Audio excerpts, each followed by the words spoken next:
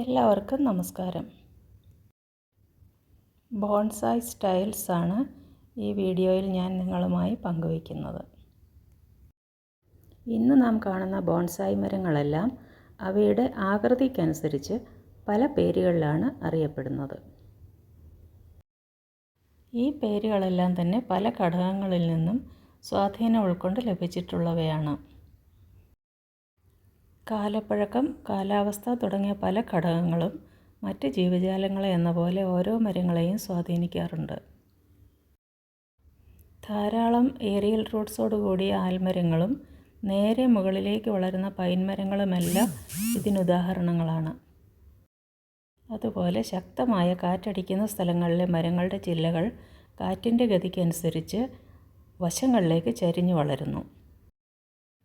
ഉയർന്ന പാറക്കെട്ടുകളുടെ മുകളിൽ നിന്നും ഒരു വെള്ളച്ചാട്ടം പോലെ താഴേക്ക് വളരുന്ന മരങ്ങളും നമുക്ക് കാണാൻ സാധിക്കും. ഏതായാലും നമ്മൾ ചട്ടികളിൽ വളർത്തുന്ന ബോൺസായ് മരങ്ങളെല്ലാം പ്രകൃതിയിൽ കാണുന്ന മരങ്ങളുടെ ചെറുരൂപങ്ങൾ തന്നെ ആയിരിക്കും. അതായത് വൻമരങ്ങളുടെ ഏകദേശം 20-1, 50-1 ഒക്കെയാകും അവയുടെ വലിപ്പം. ബോൺസായ് എന്ന കലാരൂപവുമായി വളരെയധികം ബന്ധപ്പെട്ട് കിടക്കുന്ന ഒരു പ്രയോഗമാണ് ഇൻസ്പിറേഷണൽ ട്രീസ്. 100 കണക്കിന് ശിഖരങ്ങളുള്ള വൻമരങ്ങളുടെ ബോൺസായ് രൂപങ്ങൾക്ക് ഏറിയാൽ 10-15 ശിഖരങ്ങളാകും ഉണ്ടാവുക. ഇവിടെ ഏറ്റവും പ്രധാനപ്പെട്ട കാര്യം ഒരു മരത്തിനെ കലാപരമായി ഏറ്റവും മികച്ച രീതിയിൽ എങ്ങനെ ബോൺസായ് ആക്കി എടുക്കാൻ സാധിക്കും എന്നുള്ളതാണ്. വൻമരങ്ങളുടെ ഇനമോ മറ്റു കാര്യങ്ങളോ അല്ല, മറിച്ച് അവയുടെ ചെറുപതിപ്പുകളുടെ നിർമ്മിതി മനുഷ്യൻ്റെ കരങ്ങൾക്ക് എത്രമാത്രം പൂർണ്ണതയിൽ എത്തിക്കാൻ സാധിക്കും എന്നതിനാണ് പ്രാധാന്യം. ബേസിക് ആയിട്ടുള്ള സ്റ്റൈൽസ് അനുസരിച്ച് വളർത്തിയിട്ടുള്ള കുറച്ച് ബോൺസായ് മരങ്ങളെ നമുക്ക് പരിചയപ്പെടാം.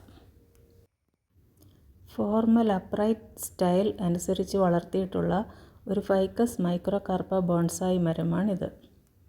തായ്തടി നേരെ മുകളിലേക്ക് വളർന്ന് അറ്റം കോർത്ത രീതിയിൽ വളരുന്ന വളരെ സിമ്പിളായിട്ടുള്ള ഒരു സ്റ്റൈലാണിത്.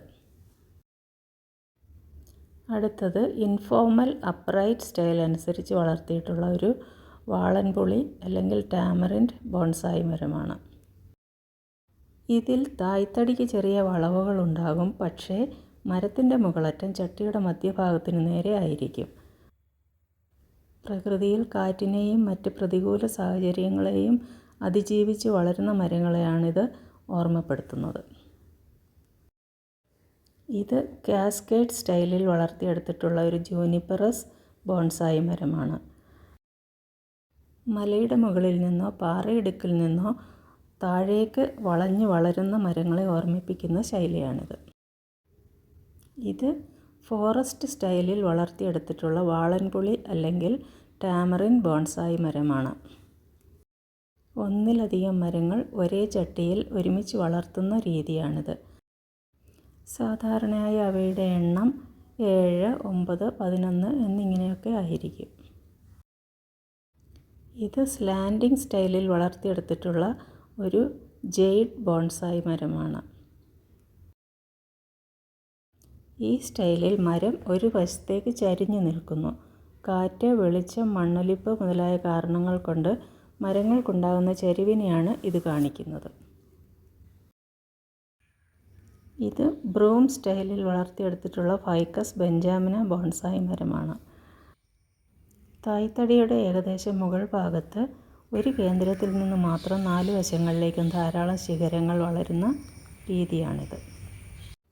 ഇനിയും മറ്റ് പല സ്റ്റൈൽസ് അനുസരിച്ച് വളർത്തിയെടുത്തിട്ടുള്ള ബോൺസായ് മരങ്ങളും ഞങ്ങളുടെ ശേഖരത്തിലുണ്ട്. അവയുമായി മറ്റൊരു വീഡിയോയിൽ കാണാം. ഈ വീഡിയോ എല്ലാവർക്കും ഇഷ്ടപ്പെട്ട് കാണുമെന്ന് കരുതുന്നു.